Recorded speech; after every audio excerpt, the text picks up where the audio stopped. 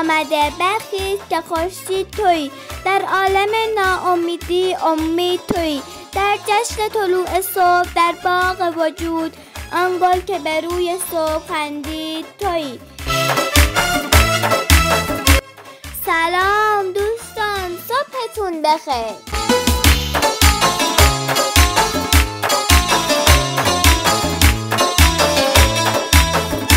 عزیز من خوب باش، اما به اندازه توانت. منتش راه روی کسی نذار. خوب بودن یا نبودن انتخاب توست، میتونی باشی یا نباشی.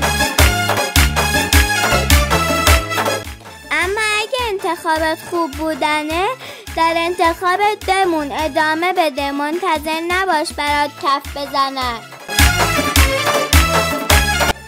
حالا بشین با خودت فکر کن ببین میتونی خوب باشی و در خوب بودنت بی انتظار بمونی؟